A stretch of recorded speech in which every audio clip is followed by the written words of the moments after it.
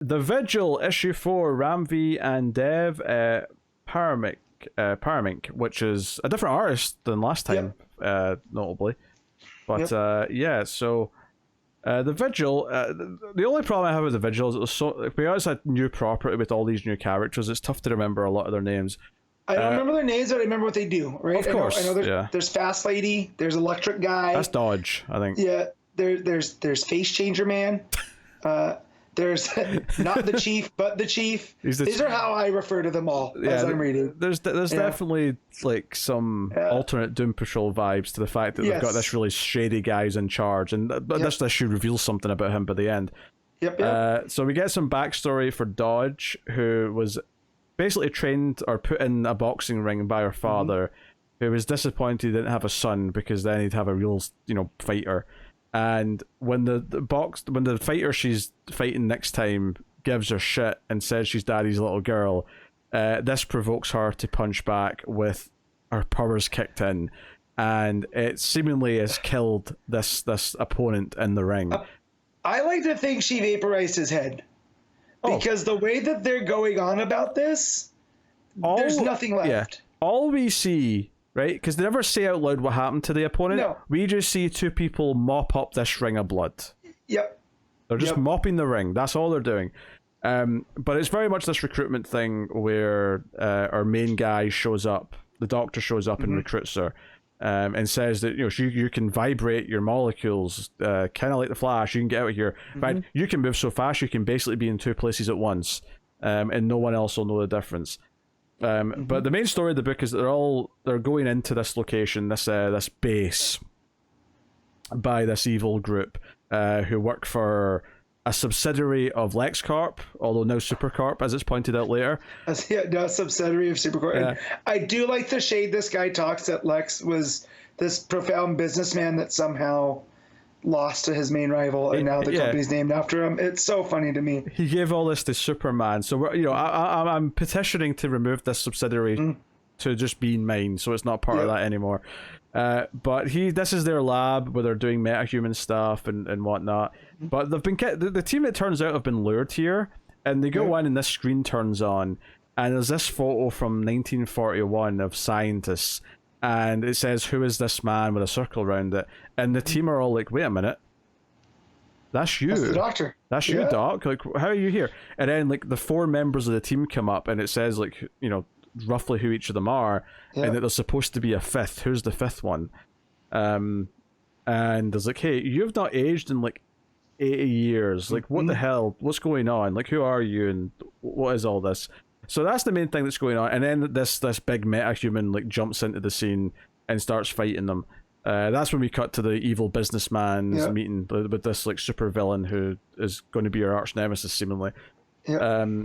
So he's taking control of that company, and our team members are all fighting this big guy who's got like powers and this like power suit on.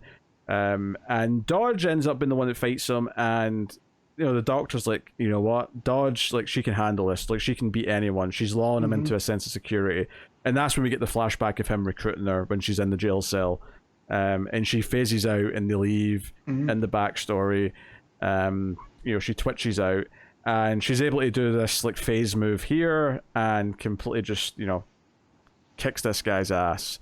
So separates his arm from what it looks like too, right? You see the sketch as she goes through. Just dominates him. Whatever this dude is, he's almost like overpowered, she sliced through his arm by like moving at super speed. It's quite gnarly. And the smart one, the kid looking one, is like basically figured out what the secret is, and he's kind of like, "Hey, you should tell them, Doc." Sure enough, the big reveal here is that this guy that attacked him, this metahuman, was someone that he created. And then it turns out he says, "I created all of you." And obviously when he says that, I'm thinking Doom Patrol, I'm thinking Niles Calder, putting them all into accidents and stuff like that. And it could mean that technically, but the way he phrases this is very specific and really interesting, where he says, and by made I mean None of you existed. I thought you up. It's like they all came from his imagination, which implies that he somehow made his imagination reality, and that's what created all of their lives. That's very interesting if that's the path we're going down here. This is so Ram V too. Like, I'm upset that we didn't piece a little bit of this together. Not that there was a lot of clues, right? But this plays very much in with his idea of ideas and creation and persistence and legacy that we've gotten in Swamp Thing, right? Oh, sure, yeah. So, and this goes in with here too, that none of them, you know, and it also hits that kind of Morrison, like, there's someone, whoever this main villain is, right, sitting behind this computer. To me, I read that like, it's almost like that's him. That's almost Ram V as the writer, right? I thought this was just the business guy from earlier. Is this Hap? I don't know. I thought it was. I could be wrong. Well, maybe. Because we know that the company he's taken over, this subsidiary of LexCorp, is what runs this place. So I just assumed this was him. Oh, you're right. Because he's wearing the blue suit. Yeah. When you zoom in. Yeah. Oh, okay. Well, anyways, I just like the idea of him staring at the computer screen like that. Was almost kind of like a Morrison-esque. Not that he put himself in, right? But it's almost a meta commentary. Yeah.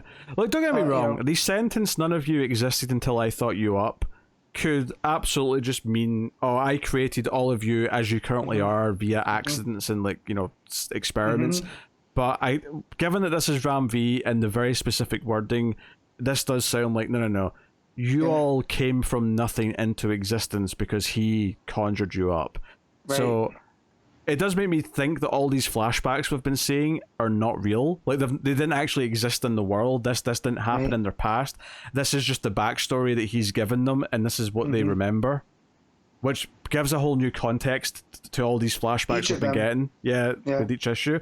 That's actually quite fascinating. That all these flashbacks are literally just flashbacks. They're not actual things that happened. They're just the memories that are there to establish what the backstory of these characters are. Right. So, very curious to see how they react to this and what comes from it. Yeah, and we know where he goes and he meditates too, right?